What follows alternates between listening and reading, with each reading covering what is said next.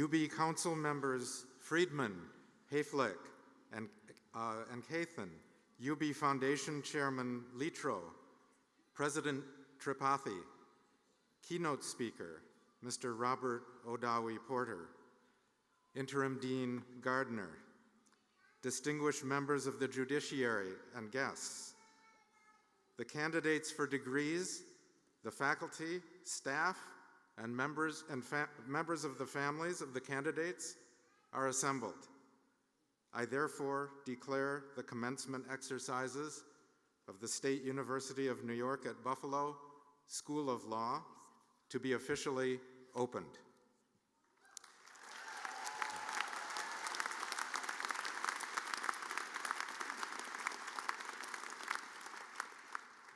Please stand for the national anthem of the United States of America.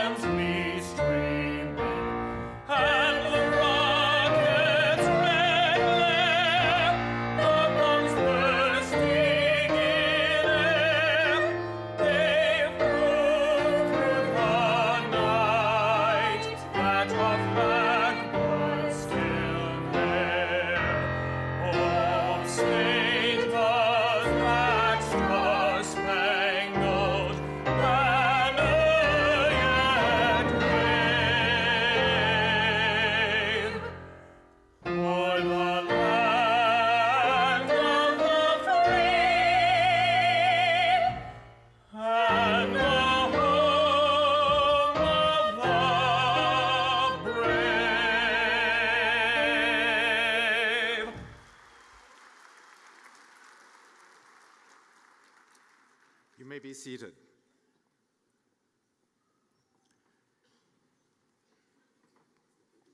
Please join me in welcoming Bridget and Thomas Black SUNY Distinguished Professor James Gardner, Interim Dean of SUNY Buffalo Law School. He'll deliver greetings on behalf of the faculty.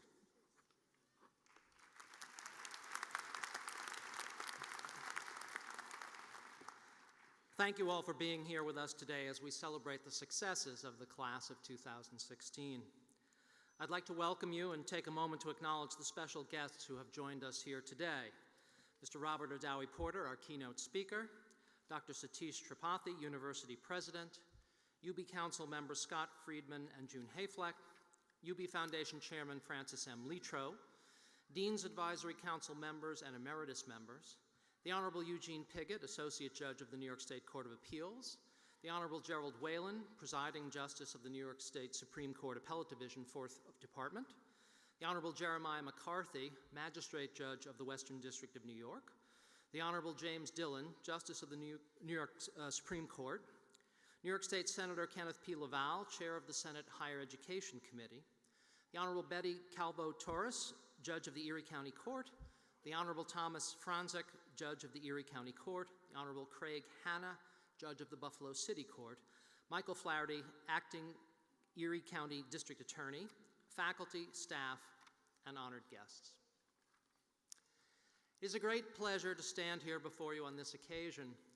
We convene today during presidential campaign season, a time that always offers much to ponder for someone who, like me, plows the fields of election law.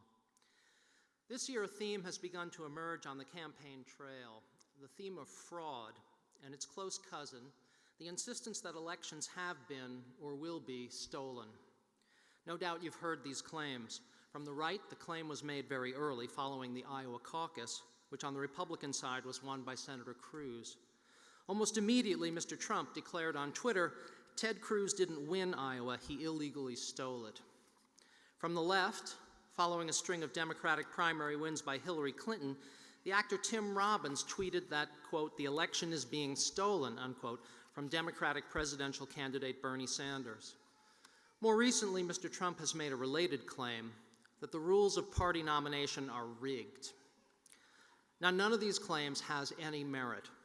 Every serious investigation shows that voting fraud is trivial in the United States, and complaints about rules on the ground that they reward some kinds of achievements more than others rest on a profound misunderstanding of what rules are and how they operate. But that's not what I want to talk about. What really interests me about these claims is not their substance, but why someone would make them in the first place.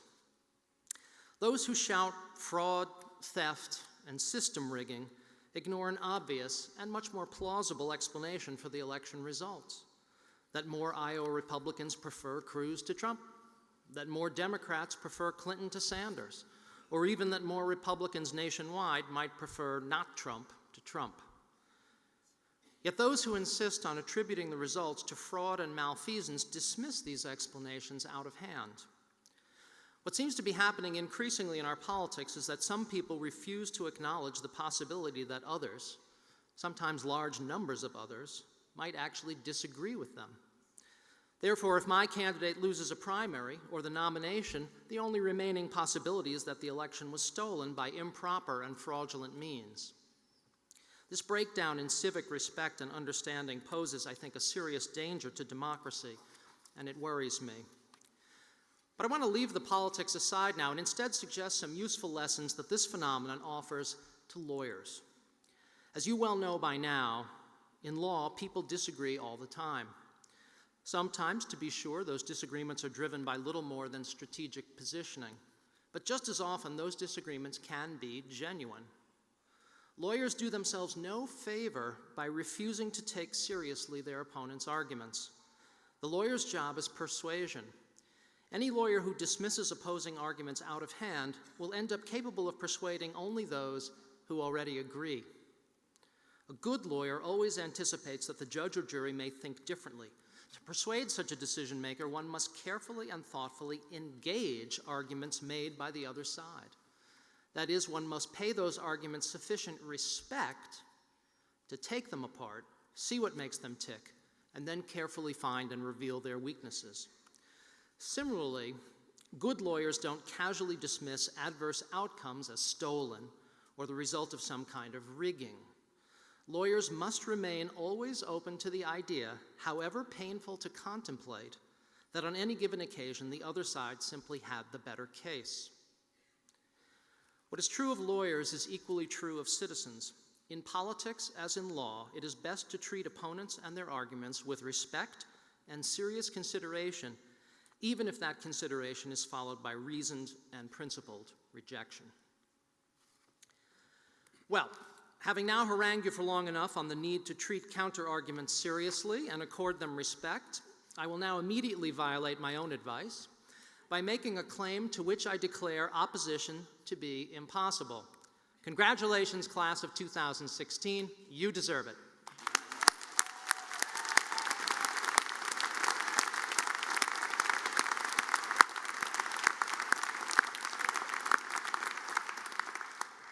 Please join me now in welcoming University President Dr. Satish Tripathi, who will deliver greetings on behalf of the university.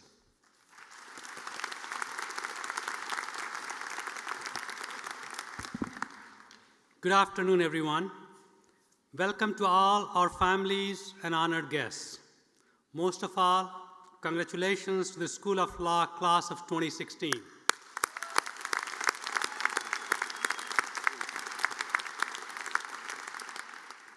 You will shape the future of your profession because of what you learn here and how you will pass that knowledge on to others.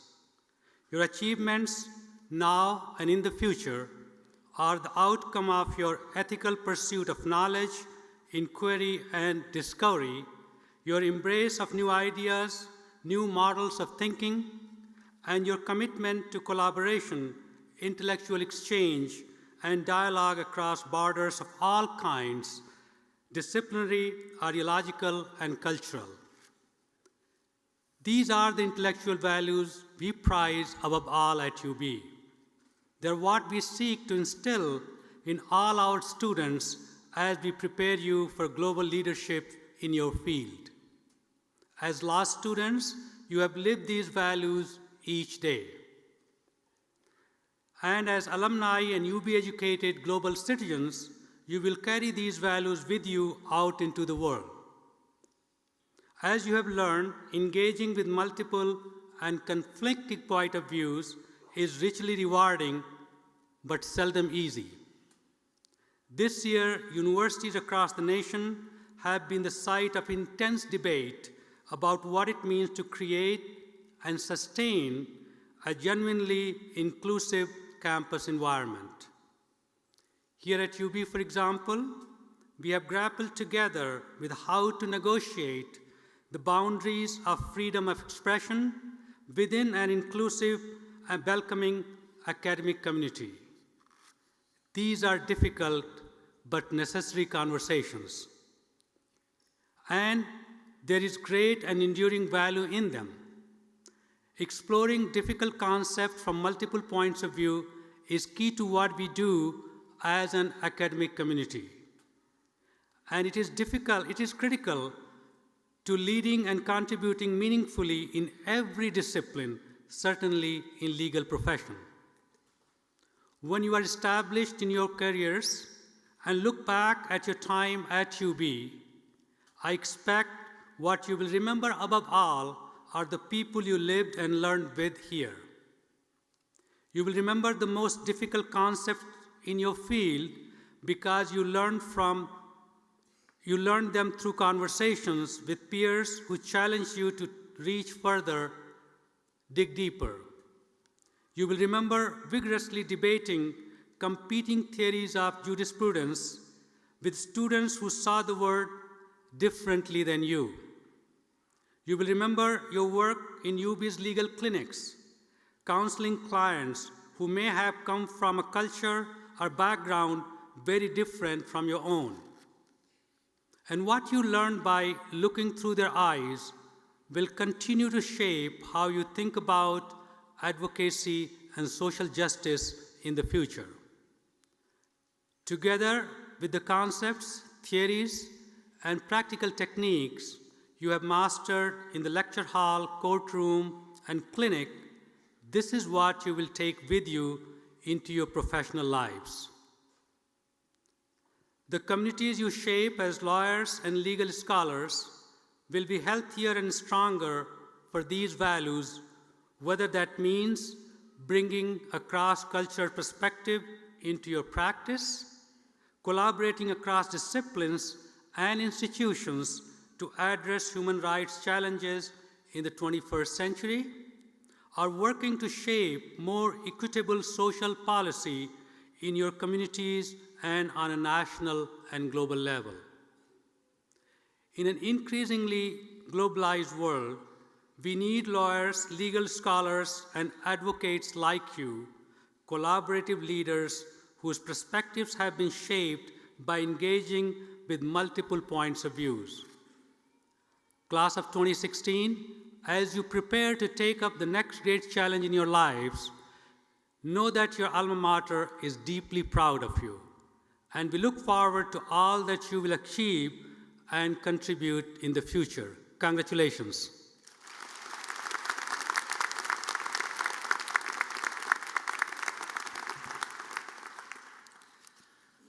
I'm now pleased to say a few words about our keynote speaker, Mr. Robert Odowie Porter. Each year in July, the Federal Bureau of Indian Affairs sends a shipment of calico cloth to the Seneca Nation of Indians, 1 square yard of cloth per tribal citizen. It's a ritual that dates to 1794, when President George Washington directed his Postmaster General to negotiate a treaty of friendship with the 6 Nations tribes of upstate New York, including the Senecas. The cloth is part of an annual $4,500 payment of goods to the tribal nations. The Senecas don't particularly need the calico cloth these days, But that annual delivery is important because it reflects the seriousness with which the tribe regards the treaties it has entered into.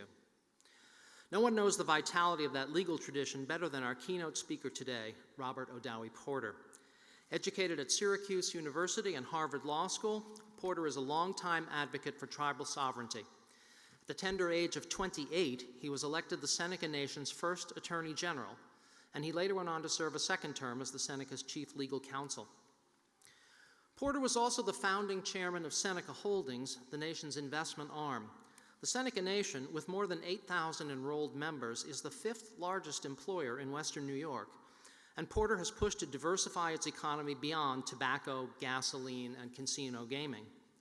In 2010, he was elected as the Seneca Nation's 67th president, racking up an impressive 77% of the vote. As an advocate, Porter has helped to resolve major disputes with the federal and New York State governments in order to protect tribal sovereignty and treaty rights. These have included efforts to stop New York from taxing Seneca commerce, protection of Seneca gaming and land rights, and lobbying for the Tribal General Welfare Exclusion Act of 2014, which ended the practice of IRS auditing of Indians for benefits received from their tribal governments. He also has been an advocate for improved educational opportunities for young Senecas. My family, he has said, never had a lot of money when I was growing up. What opened the door for me and changed my life, he says, was education. Porter's record of scholarship on Indigenous peoples' rights and his work as a legal educator are equally substantial. He began his academic career teaching Indian law right here at UB Law School, initially in collaboration with Errol Meidinger and the late John Mohawk, also serving the Seneca Nation at the same time. For 15 years thereafter, he served as a tenured member of the law faculties of the University of Kansas, University of Iowa, and Syracuse University. He's written numerous academic articles on federal and tribal Indian law and has been an important contributor to the growth of Indian law scholarship over the past 25 years. He's also served as a consulting expert and expert witness in matters pending before U.S. and Indian tribal courts. Currently, he provides legal and lobbying services to Indian tribal governments, Indian-owned businesses, and companies doing business in Indian country at the Washington, D.C. office of Denton's, the world's largest law firm. An innovative and results-driven attorney, legal scholar, and tribal political leader, Porter has devoted his career to advancing the welfare of Native American nations, including his own. Please join me now in welcoming Robert Odowie Porter.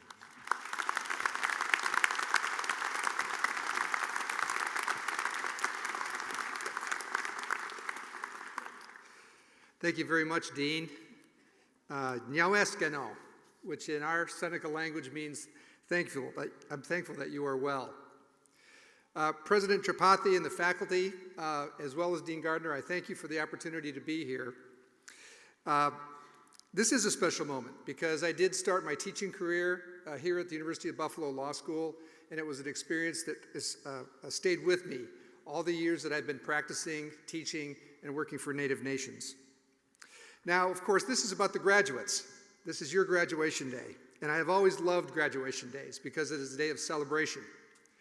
You've done all the hard work to get here, but of course, you have not done it alone.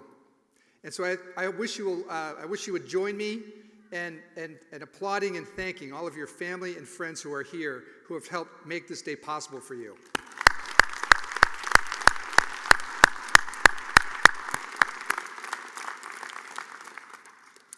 When I started teaching here, I can't remember exactly until I saw Professor Meidinger a few minutes ago why it was that I thought that this made a lot of sense for me to drive an hour and a half from Salamanca to come here and teach with Errol and John Mohawk, a great friend and great Seneca scholar. But it was fun, and it was very important at the time for me to have the opportunity to work with them and our students and to really enjoy the opportunity to be in the classroom. There was a moment of shock, which was associated with me seeing the law school building and the campus for the first time, because I'd heard that rumor about the buildings were based on a prison architecture model, and I was a little worried, but someone really knew what they were doing, and you'll remember this forever, the tunnels and the walkways that allow you to get through the campus in the middle of winter. Someone really knew what they were doing when they designed the buildings. I really appreciated that. You know, this opportunity to teach was really about learning about the law at a whole nother level. I had been a lawyer for about 4 years, and I think it's safe to say, and I can share this with you now because it's somewhat of a safe space for lawyers.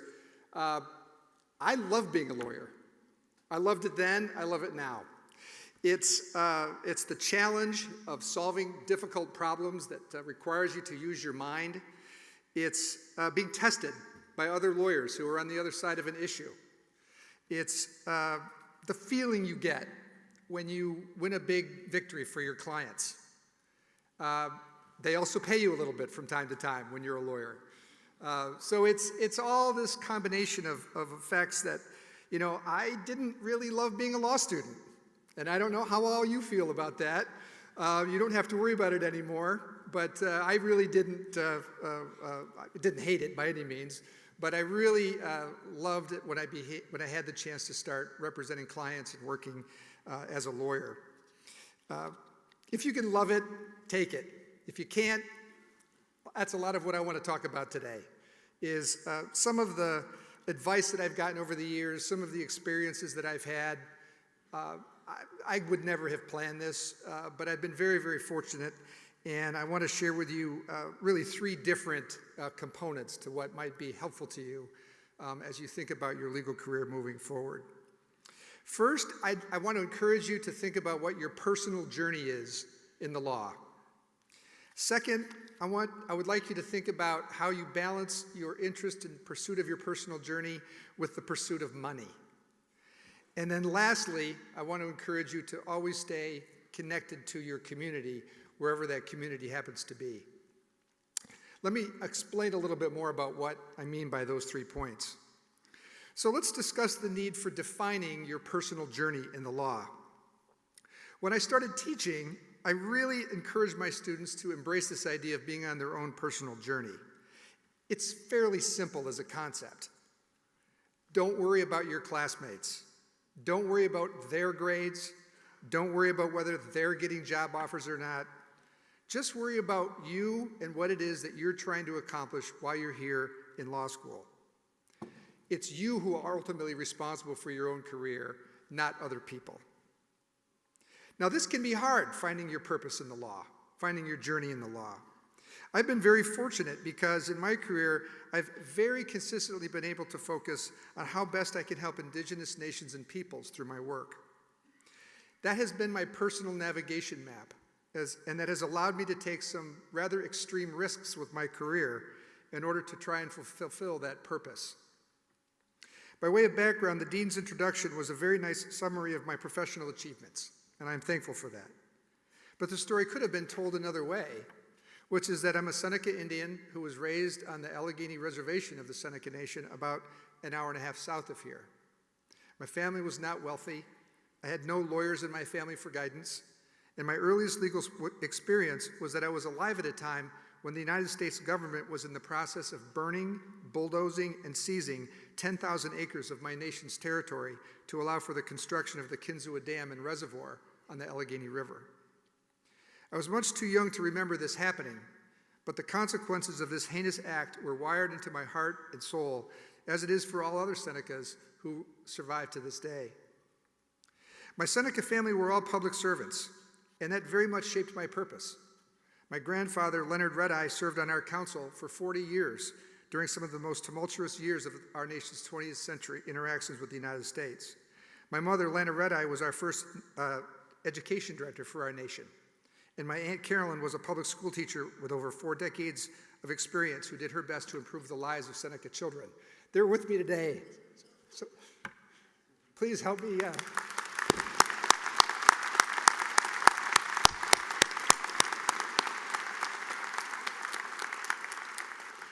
So it wasn't really an accident that I got it in my head that I wanted to be my nation's lawyer. Way back in the 1980s, our nation was struggling. We had, owned a bowling alley where I spent most of my formative years. We had a few smoke shops, and we didn't have any casinos. Back then, if you could imagine it, there weren't even any cell phones. I remember developing a very conscious career path that I wanted to make sure that the United States or the state government, at least as far as I could help, would never, ever again violate our treaties, take our land, and hurt our people. Now, deciding exactly what you want to do with your career is hard, and how you can perceive your purpose may take some time, and you may change your mind. I've got some ideas about how that might be a more comfortable process, and it relates back to a story of what happened when I was first teaching at the University of Kansas. I was asked to give some remarks to the law students right after they'd gotten their grades after the first semester. I did such a good job of it that I was never asked back to give those remarks again. This forum came at the end of January, as I mentioned, and I read my job, my responsibility as to give the students some comfort after having gone through this traumatic experience of the first semester and the first semester exams, and to help them find a way to make their time in law school more meaningful. So I told them, which I thought was good advice at the time, congratulations, 90% of you will not be on the law review. You are now free to take advantage of all the great things that this law school has to offer. Well, the dean was not too happy, and apparently neither was the career counseling director, or many of the first-year students, for that matter, that I was trying to motivate. Something about rubbing salt into the wound. But years later, I did hear from one graduate who said it was really good advice, and that they used their time in law school to get involved in the clinics, and that it helped them become a very successful litigator years later. So that's my validation that this is good advice. At least one student thought that that was helpful. I want to pass on similar advice today, maybe with not such starkness to it. But from this day forward, I can share with you from my years of practice, it will become increasingly meaningless how well you did here in law school as a student. Few employers are really going to care about what classes you took or what grades you got. But what will matter is whether you're any good as a lawyer, and whether you're any good as a person, whether you have a reputation for success, whether you're honest and hardworking, whether you're a jerk or not. Those are the things that are going to matter once you leave here and are going into the world of being a practicing lawyer. There are two very important constituencies for which this is important: your future clients and your future colleagues in the profession. If your future clients don't perceive that you have the attributes I just mentioned, word will get around and you're probably not going to get hired. Any success you achieve will be by accident, if at all. And if your colleagues in the profession don't respect you, your odds of success just got a lot tougher. So as you start your legal career, I would suggest that this would be a good thing to keep in mind. Which leads me to the second piece of advice I'd like to share with you, which is how best to reconcile your professional goals with the pursuit of money. To be honest, when I was in your shoes, I was really, really fixated on getting a job that paid a lot of money. As much as I wanted to be the lawyer for my nation, my tribal nation, I had reconciled that I could somehow get there through the hallways of a big law firm. With little knowledge of what that really meant, having had no lawyers in my family and having had no experience with a big law firm, I pretty much took my first job just for the money. It was my first summer job. I was making more than twice as much money as my mother did, serving as the education director for my tribal nation, the Senecas. It was kind of unbelievable. I don't think there's any shame in wanting to improve your economic situation, regardless of where you start. But there are ground rules to keep in mind, and I did learn them, and I thought I was pretty wired to what those ground rules are.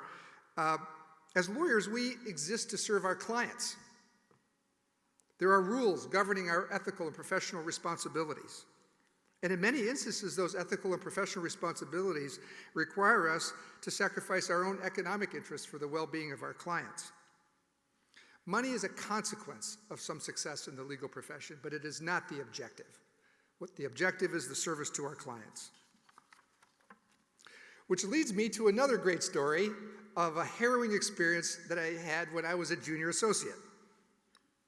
In my third year, I was working with one of the senior partners in the securities area, and I was asked to proofread this 150-page document for about the 10th time. This was the most mind-numbing, complete brain-dead kind of experience I ever could have imagined, that this is what I was getting paid to do. Back in those days, if you can believe this, you could smoke in your office. And the partner I was working with was a big cigar smoker. I remember the smoke because of the haze in the room, because it was about midnight. And he put his cigar down after I was complaining about the work that I had been assigned. And he said, "Rob, if you screw this up, our client could get sued for millions of dollars for securities fraud. The firm will get sued for malpractice. And at a minimum, you'll get fired, and your career will probably be over. If this were fun, we wouldn't have to pay you so much." Well, it worked. That hit me like a ton of bricks. And pretty much right then and there, I realized that I needed to go do something different, that was not exactly what I wanted to be doing with my life, proofreading securities documents in the middle of the night. And so I started working towards getting a position with the Seneca Nation tribal government. This was its own story that's far beyond the time we have today, but the challenge of going back to working for my tribal nation, being the first attorney general, but really being a tribal member that had been getting the benefit of some of my nation's education resources, coming back was a lot harder than you would have thought. And it really required me to leave behind a career that is a very grooved career that you're going to find in the law that has a certain predictability to it. And I'll really never forget that my spine actually tingled as I was leaving the senior partner's office, having just quit my job and going back to work for my nation in a position that didn't even exist yet. Now, I know many of you are looking for jobs right now, and the market is tough, as you know. If you're a government lawyer, there's certain insulation from that, but otherwise, if you're in the private practice of law, it's tough out there. And I want to take a couple minutes just to talk about that, hopefully in an encouraging way. The market is very different, as you know, and it's heavily driven by technology and improved efficiencies in legal service delivery. Today, there are computers that, you grew up on basically as law students that allow for research to be done in just a few minutes that used to take hours to do by junior associates.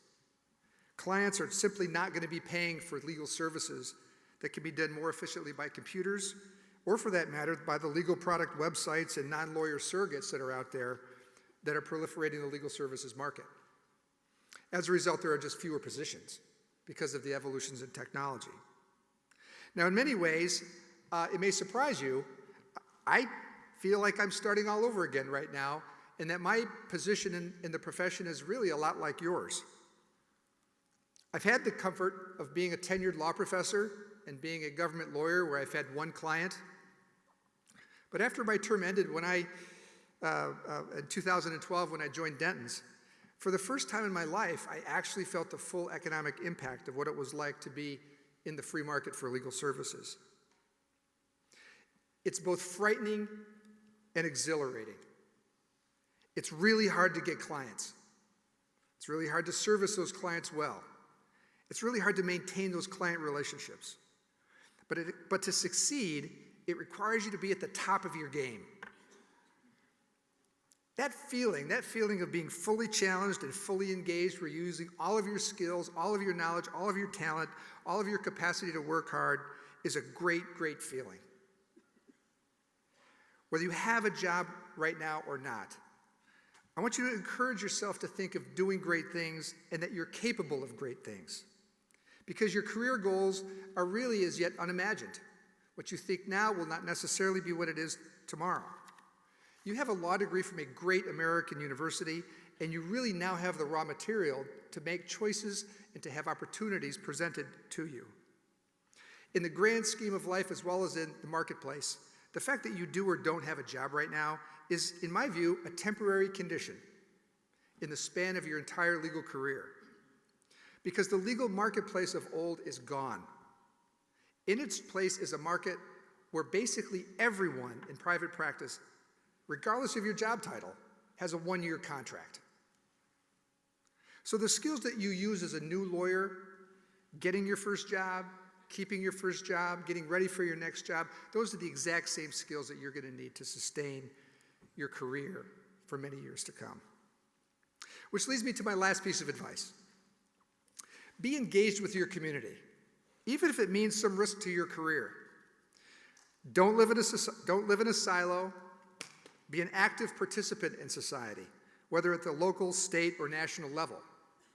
And by community, I don't mean Facebook. I mean actual people in terms of your interactions. I think this is a central ingredient to living a full and productive life generally, but it's especially important for lawyers who are often afflicted with long periods of stressful and often solitary work on behalf of our clients. One of the great experiences of my life was when I was elected to serve the Seneca people as the president of the Seneca Nation. As I mentioned earlier, my family has a long history of public service. But in all my years of work as a lawyer, I can honestly say that I never truly understood the challenges of what it meant to be a political leader. Oh, sure, at the time I was running for office, I thought I'd had it all figured out. But the difference between being a lawyer, handling a portfolio of legal and political and business issues is very different from handling a lot of the people issues associated with the lives of 8,000 other members of your tribe, as well as our future generations. I learned that serving in public office isn't simply about getting things done while you're there.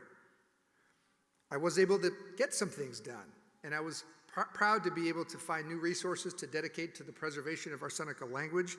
And I was also glad that we beat New York State when they were holding back highway construction monies to try to extort us into settling the casino exclusivity lawsuit.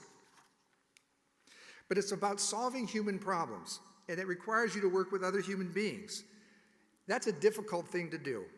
And sometimes as a lawyer, we're lucky to be able to be in a situation where we're trying to influence a judge or a group of jurors. But public policy problems require you to interact with dozens, if not hundreds of people.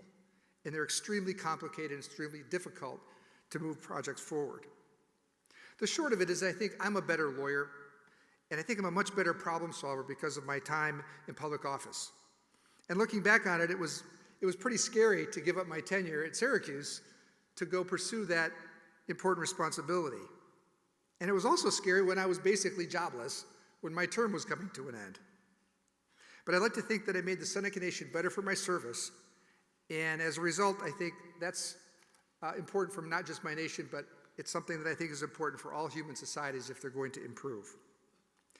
I highlight this concern about the need for civic engagement because I think there are forces at work in society in the United States right now that reflect and promote expressions of bitterness, of entitlement, of self-absorption. And if you haven't noticed, the dominant political strain, as the dean had alluded to, the dominant political strain of discourse in this country is about anger and hostility towards the government and politicians, regardless of their political stripes, because it's happening in both parties.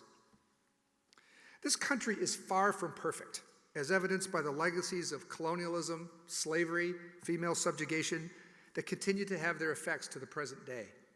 But there's no question that the doors are open in the United States in ways that allow people to move forward in this country like no other in the world. I say this as a citizen of a tribal nation of indigenous people in this country who still struggle to recover from the after effects of broken promises, violations of law, and failures of moral justice that makes many Native people today very, very bitter and cynical about our situation.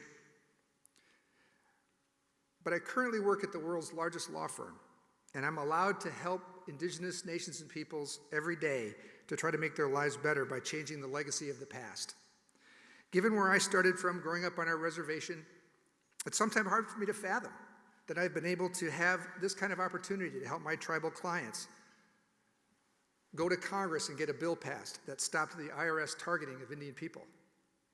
Or as just happened 2 weeks ago, to help one of my clients stop a $700 million coal terminal that was going to destroy their tribal treaty fishing rights. If you don't like the way things are, or you just want to make your own life better, there's no need to follow the crowd and be an angry complainer. Get involved, serve on the school board, raise money for a charity, teach a kid how to read, run for Congress. Whatever you do, it will not only help you with your legal career, it will make you a better person and may even lead to greater things that you have yet to even imagine. So as I conclude, I want to express my enthusiasm for the future that lies ahead of you. Perhaps you'll be leaving Buffalo to return to your home area or to start a new adventure somewhere else in the world. If you stay here in Western New York, I think you have a bright future ahead of you. We have beautiful lands and waters that have served as the home of the Seneca people for 1,000 years. And for a whole 3 months of the year, we even have good weather.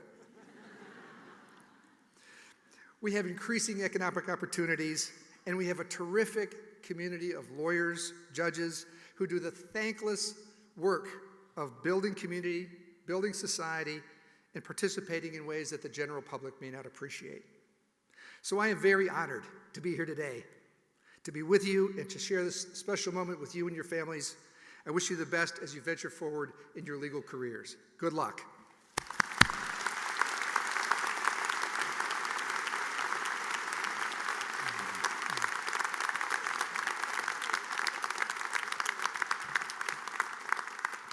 Thank you, Mr. Porter, for being here today and for your inspiring remarks. Please accept a token of our appreciation.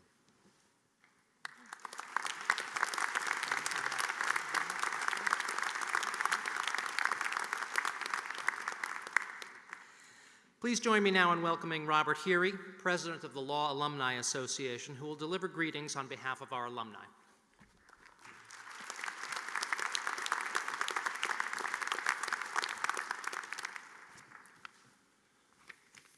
Good afternoon. On behalf of the Law Alumni Association and the nearly 11,000 UB Law alumni, I want to congratulate you on your graduation. Each of you should feel great pride in the success you have achieved arriving here today. I also want to welcome you as the most recent additions to our law school alumni community. You probably know that we have many alumni here in Western New York, but we also have alumni throughout the United States and indeed around the world. We have a number of very active chapters, including those in New York City and Washington, D.C., and we have numerous informal regional alumni networks around the country and around the world, including in Seoul, South Korea. Through these formal and informal networks, the Law Alumni Association looks to foster greater connections among our fellow UB Law alumni and our law school. Our alumni network is strong, and as I hope you will come to appreciate, our alumni are a resource for you. They can be a source of job opportunities, referrals of business, and personal and professional support. The Alumni Association also provides a great opportunity to give back to the law school. Our alumni serve as judges for moot court competitions, assist with the law school's annual fund, act as mentors to current students, and many other opportunities to give back. Our Gold Group, the graduates of the last decade, is very active and focused on our most recent alumni. Just this past year, our Gold Group organized 7 continuing legal education programs, held 2 well-attended socials, established a new scholarship for incoming law school students, and conducted a food drive to support the Food Bank of Western New York, collecting food donations that will provide more than 1,000 meals to those in need here in the Western New York community. After you leave here today, you will go on to do great things, whether in private practice, government service, the judiciary, or whatever other path you may choose. As our newest alumni, I ask you to give back to the law school and to the students who will follow you. Be open to mentoring a student, providing them an opportunity to speak with you or to observe you once you start your career. While graduation may mark the end of your formal education here at the law school, I urge each of you to stay connected with each other and with our law school. In the coming weeks, you will focus on preparing for the bar exam. Then most of you will either be starting or looking for a job, and life will become busy, even more so than it has been for the last several years. But the friendships you have made during your time at the law school and the connections you will make after you leave here today will be the keys to your success and will sustain you throughout your professional career. So I would like to extend an invitation to each of you to join the UB Law Alumni Association. It is a valuable resource for you. You will make connections with other attorneys, and it's a great way to stay in touch with what's happening at the law school. So join our alumni network. The dues are minimal, but the benefits are great. Thank you for allowing me a few minutes today. Once again, on behalf of the UB Law Alumni Association, I want to congratulate each of you and wish you well as you begin your career in this tremendous profession. Thank you.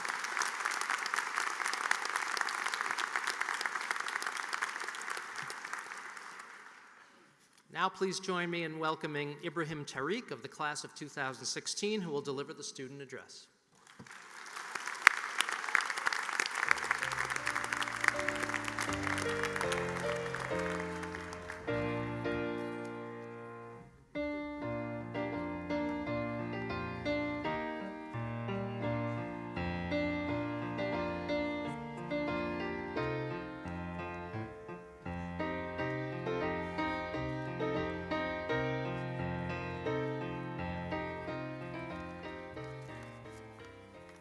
Hello, everyone. President Tripathi and Dean Gardner and distinguished guests, professors, faculty, and staff, moms, dads, aunts, uncles, cousins, spouses, in-laws, friends, and lesser accomplished siblings.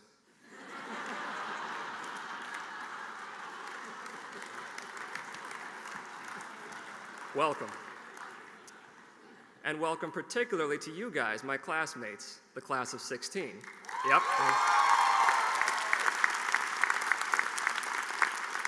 And congratulations for not only getting through the #1 law school in all of Erie County, but for fighting your hangover and sitting in those seats right now.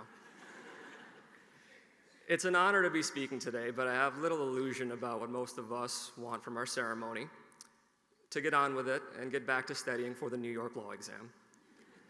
To that end, I promise I will stop speaking well before you've all stopped listening. We all came to law school for different reasons. Some of us knew from a young age, and our parents may attest to it, that argument was our calling. Others found a passion for law in college, where nothing can beat the thrill of beating a campus parking ticket.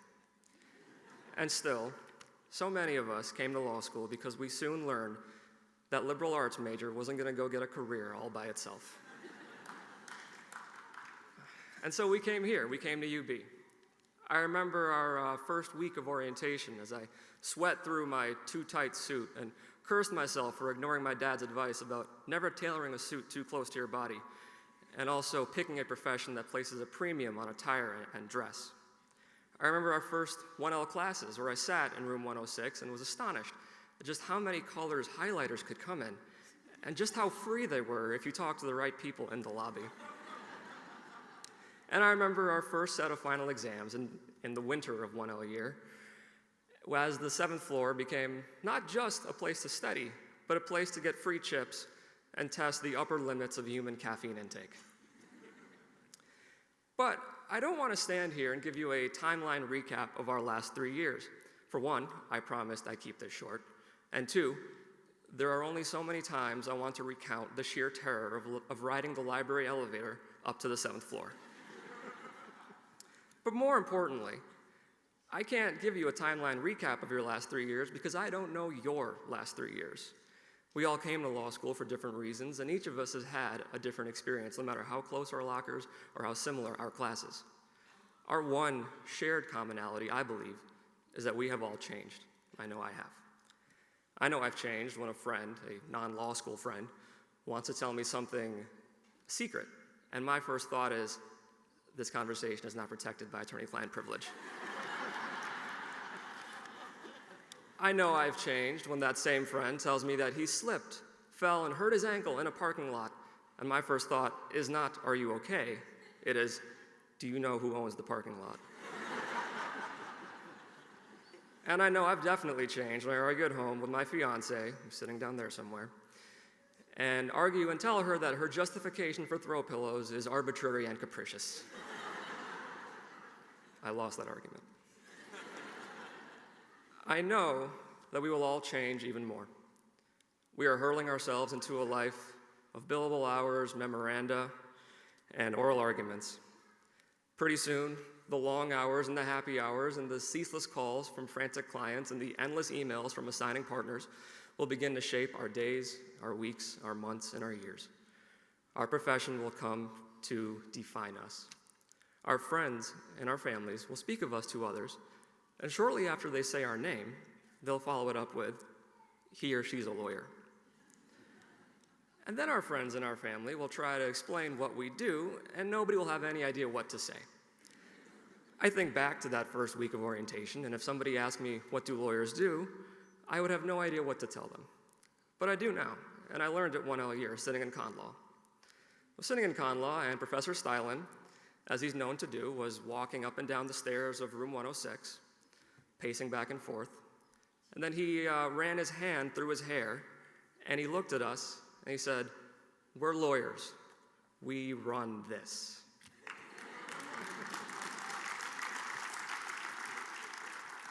And he was right. We do run this. We run our society. We are the lawyers. We are also the litigators. We're the judges, and we're the lawmakers. We are privileged to have a say in what the law says, but it's our duty to argue what the law should mean. Nobody really will get what we do except each other. Very simply, we will take people's arguments, the arguments of society, and we will resolve them with law. That's a very high ideal that will probably not be on our minds as we trudge through the snow into our offices on Monday mornings.